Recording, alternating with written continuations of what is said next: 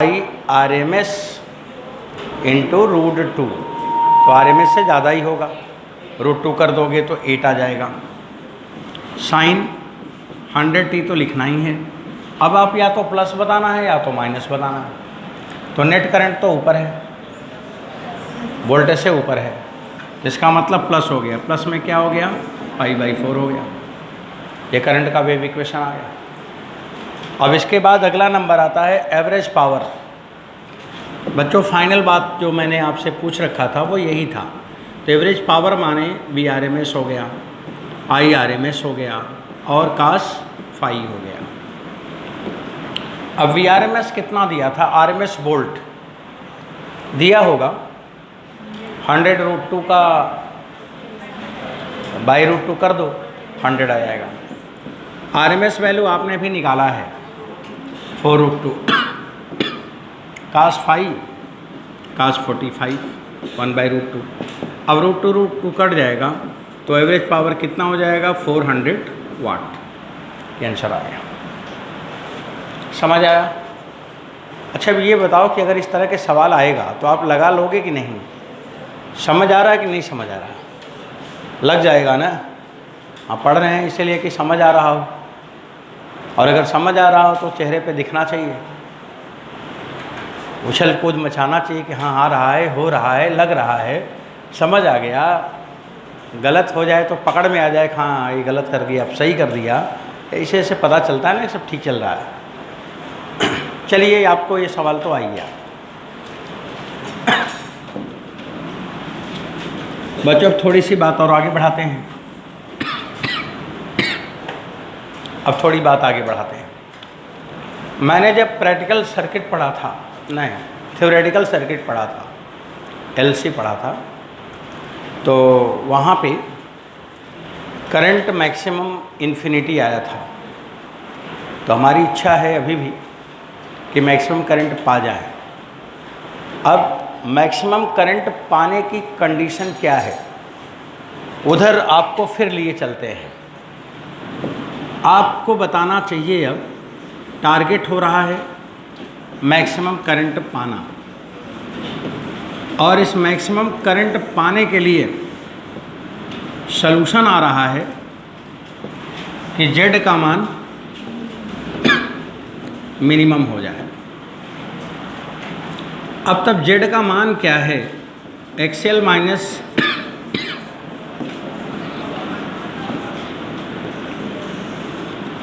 इसे मिनिमम कर दिया जाए। अब बच्चों मिनिमम 0 तो नहीं होगा, लेकिन XL माइनस XC तो 0 हो सकता है। मिनिमम होने के लिए XL माइनस XC क्या हो जाए, 0 हो जाए। अब यहाँ पे मैं लिखूँगा for Z minimum XL minus XC बराबर 0, ये होगा।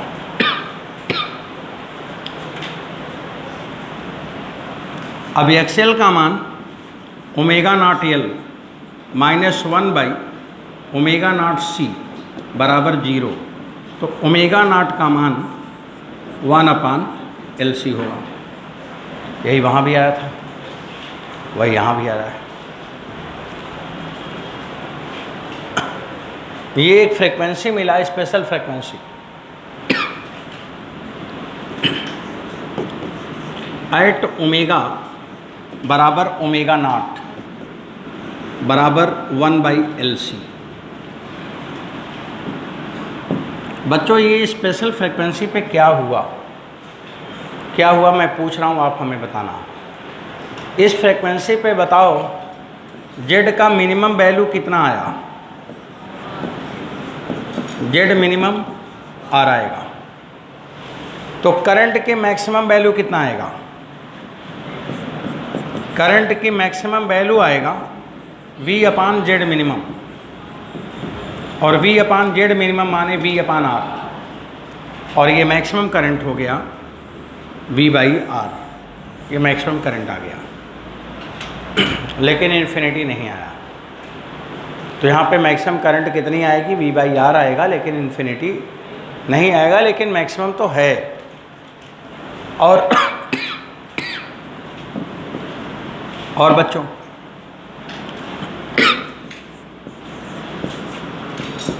एवरेज पावर नहीं, फेज डिफरेंस, फेज डिफरेंस कितना है? फेज डिफरेंस tan फाई का मान, tan फाई बराबर XL minus XC by R है, तो tan फाई का मान 0 हो गया। जब आप एलसी पढ़ रहे थे तो 90 था, एलसी में फेज डिफरेंस 90 था और एलसीआर में फेज डिफरेंस 90 नहीं है। और मैक्सिमम पाने के लिए फेज डिफरेंस क्या करना पड़ेगा? 0। अब मैक्सिमम पाने के लिए, मैक्सिमम करंट पाने के लिए फेज डिफरेंस 0 हो गया। और tan फाई 0 होने का मतलब क्या है? वोल्टेज और करंट कैसे हैं? Voltage and current in same phase, in same phase. अगर ये दोनों सेम फेज में हैं, वोल्टेज और करंट एक ही डायरेक्शन में हैं, तो उस कंडीशन में पावर फैक्टर कास फाई की वैल्यू मैक्सिमम बराबर 1 आएगा, कास 0 बनाएगा। अगर पावर फैक्टर मैक्सिमम आ गया तो वहाँ तो पावर लेस था, वाट लेस था, और यहाँ पे वाट फुल है, वो भी वाट सबसे ज़्यादा है, तो ज़्यादा पावर मिल रहा है। पावर भी ज़्यादा मिल रहा है और करंट भी ज़्यादा मिल रहा है। हाँ, इन्फिनिटी करंट भले नहीं मिल रहा है, लेकिन पावर तो मिल रहा है। वहाँ तो पावर ही नहीं मिल रहा था, तो यहाँ पे बच्चों पावर मिल रहा है। और जो एवरेज पावर है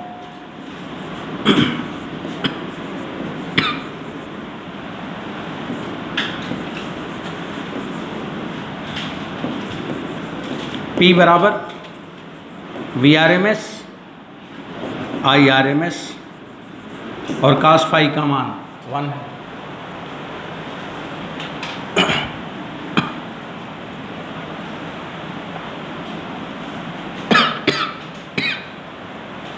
अब अगर VRMS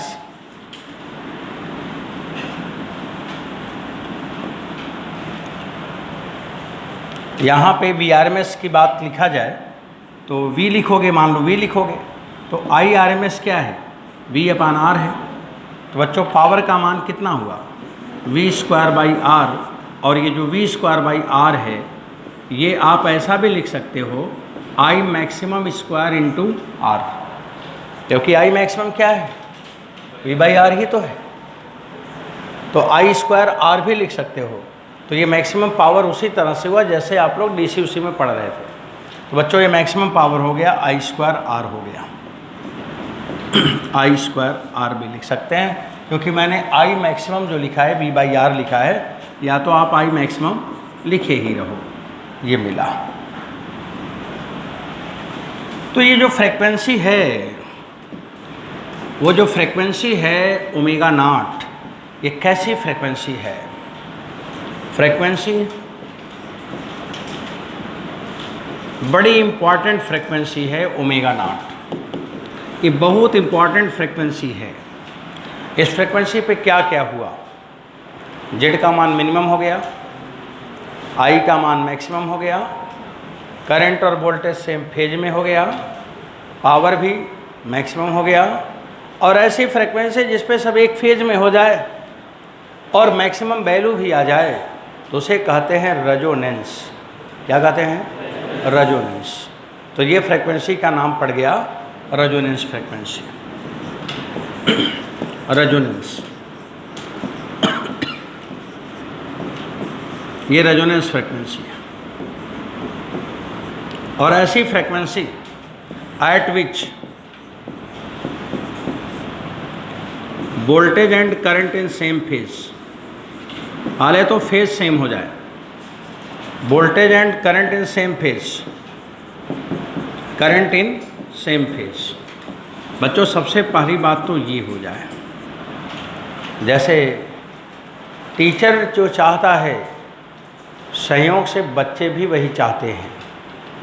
सारे बच्चों के मन में भी जुनून है कि मैं नंबर 1 पे हो जाऊं, मैं नंबर 1 पे हो जाऊं।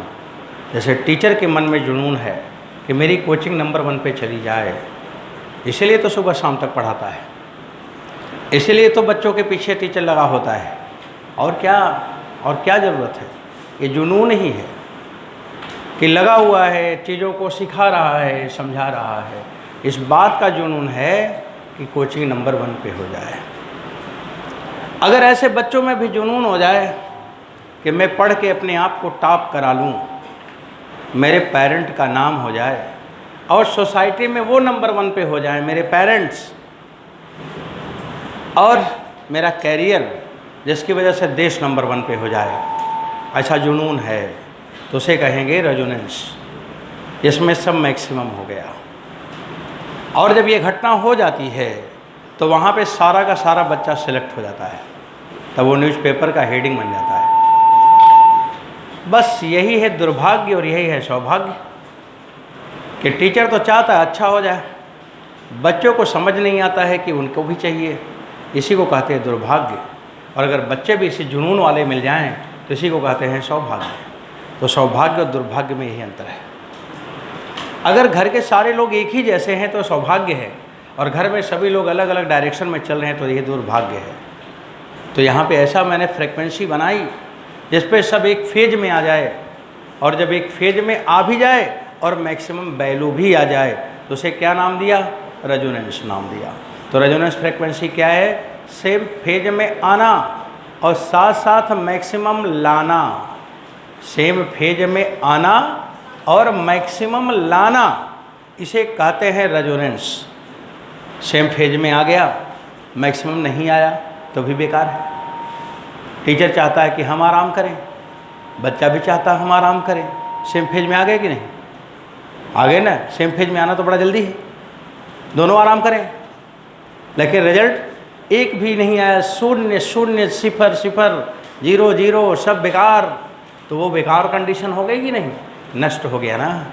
तो सेम फेज में आना और मैक्सिमम लाना, ये रेजोनेंस की परिभाषा है कि सेम फेज में आना और मैक्सिमम पावर जनरेट करना। This is the definition. तो बच्चों, same phase and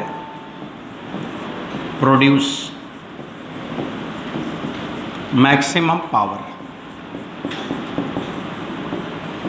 maximum power, ये रेजोनेंस का डिफिनीशन होगा। जब बोला जाएगा रेजोनेंस फ्रीक्वेंसी क्या है तो उसमें आपको दोनों देखना है। अगर दोनों नहीं लिखा है तो वो डिफिनीशन गलत है। असर्शन रीजन के सवाल बन सकते हैं जहाँ पे दो चीज़ों को टच कर रहा है। तो चलिए, ये तो बात हो गई रेजोनेंस फ्रीक्वेंसी क्या है।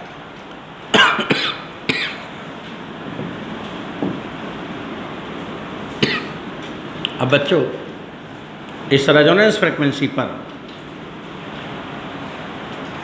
हम अगर जेड बनाएं, जेड इधर बनाएं और फ्रीक्वेंसी इधर दिखाएं, तो इसका ग्राफ कैसे बनेगा? ऐसे आएगा लेकिन 0 नहीं हो पाएगा। और यहाँ पे मिनिमम आया, और जो मिनिमम आया वो आर है, और जिस फ्रीक्वेंसी पे आया ओमेगा नॉट है, और यहाँ पे जो जेड का मिनिमम है वो आर है एट ओमेगा नॉट।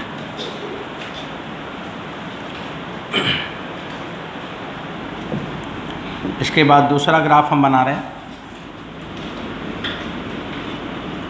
करंट का। करंट हमारा कैलकुलेशन का मेन पॉइंट है। हम करंट को मैक्सिमम पाना चाहते थे, इसलिए पढ़ा है, इसलिए रेजोनेंस कंडीशन भी आया है।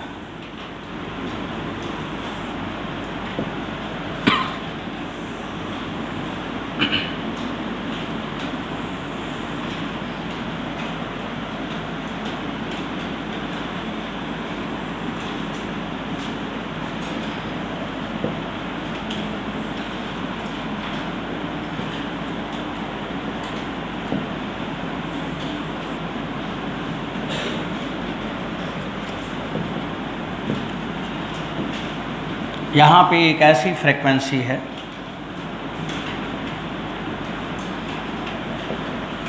जो फ्रीक्वेंसी ओमेगा नॉट है, और इस फ्रीक्वेंसी पर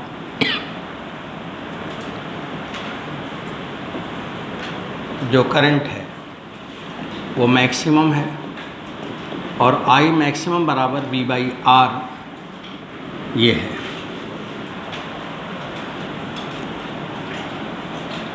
ये आई और आर का ग्राफ है। पहले करंट बढ़ेगा, फिर इसके बाद करंट घटेगा फ्रीक्वेंसी के साथ। अब बच्चों यहाँ तक के ग्राफ की कहानी तो हो गई, आपका ये वाला सीरीज वाला काम तो कंप्लीट हो गया, ग्राफ तक बन गया, सब खत्म हो गया। अब मैंने जो लिखा हुआ है इसका नाम वेव एक्सेप्टर और वोल्टेज एम्पलीफायर, अब इसको दिखाना बाकी है। अब इसको दिखाने के लिए यही ग्राफ से हमें आगे जाना है, और इस ग्राफ से आगे जाने के लिए आपको 5 मिनट का शॉर्ट ब्रेक दिया जा रहा है। इसके बाद फिर ये पॉइंट ख़त्म होगा, अभी थोड़ी देर में ये चैप्टर एंड हो जाएगा, और जैसे चैप्टर एंड होगा वैसे ही हम लोग क्या पढ़ेंगे, ट्रांसफार्मर पढ़ेंगे। ट्रांसफार्मर अभी उसी को ख़त्म कर दिया जाए। ट्रांसफार्मर पढ़ेंगे, अर्थ मैग्नेटिज्म पढ़ेंगे, और मैग्नेटिक मटेरियल्स पढ़ेंगे, डायमैग्नेटिक, फेरोमैग्नेटिक, ये सब। जब ये कंप्लीट हो जाएगा, जल्दी से भी हो जाएगा, तब इसके बाद ये पॉइंट आपका पूरी तरह समाप्त हो गया। तब फिर जो बचे हुए पॉइंट्स हैं उसे डिस्कस करेंगे। और कल मंडे है, कल हो सकता है आप लोगों से भी बात हम करेंगे, कल ही बात करेंगे, सुबह की क्लास लेंगे, और इसके बाद फिर अगर हो सकेगा तो आप लोग अपना घर जाना होगा तो घर चले जाना। हम लाइव क्लास करेंगे, ऑनलाइन क्लास तो चल ही रही है, सभी अपलोड तो हो ही जा रहा है। तो 4 बजे मैं फिर पढ़ाऊँगा, और 4 बजे जो पढ़ाऊँगा वो बर्नौली थ्योरम पढ़ाऊँगा, फ्लूइड पढ़ाऊँगा, क्योंकि ये कल फ्लूइड का एक पोर्शन बचेगा। जो पोर्शन बचेगा वो विस्कोसिटी या सरफेस टेंशन बचेगा, उसी को शाम को 4 बजे कवर करूँगा, तो वो कल बताएंगे। अभी आज का एक क्लास है, उसको कर लो फिर, और एकदम रिलैक्स होके सही से करो। हमने कभी भी अपनी क्लास, जब से मैं पढ़ा रहा हूँ, कभी भी मैंने मार्च में कोर्स नहीं ख़त्म किया है, इसलिए कोई रिकॉर्ड नहीं बनाऊँगा, ठीक है। मार्च में मैंने कोर्स कभी नहीं ख़त्म किया है, तब नहीं ख़त्म किया है जब क्लासेस 15 अप्रैल से चलती थी, और इस बार क्लास चली हैं सितंबर से, तो कैसे ख़त्म हो पाएगा। इसीलिए एक्स्ट्रा क्लास ज़्यादा चल रही है, और अपने टाइम पे ही जाके वो ख़त्म होगा, क्योंकि जितना मेरे को पढ़ाना है उतना तो पढ़ाऊँगा ही, उतनी बात नहीं बताऊँगा तो किससे बताऊँगा, ये बताओ। हाँ, बताने के लिए तो आप ही लोग हो ना, इसलिए पूरी बात बताऊँगा। IIT का तो ख़त्म हो जाएगा, IIT बीच का तो बस कल ही क्लास है, लास्ट ख़त्म हो जाएगा, वो तो सब पढ़ चुके हैं। लेकिन जो मेडिकल वाले स्टूडेंट्स हैं उनके भी कुछ पोर्शन बचे हैं, और वो जो भी बचे हैं वो 4-5 सवाल का बचा हुआ है, 3-4 सवाल का बचा हुआ है, तो उसे भी कवर करूँगा, और बड़े आराम से, बड़ा सॉफ्टनेस के साथ ऐसे देखते जाएंगे, सब हो जाएगा ठीक। तो बच्चों अभी आप 5 मिनट आराम करो, तब इसको पढ़ाऊँ।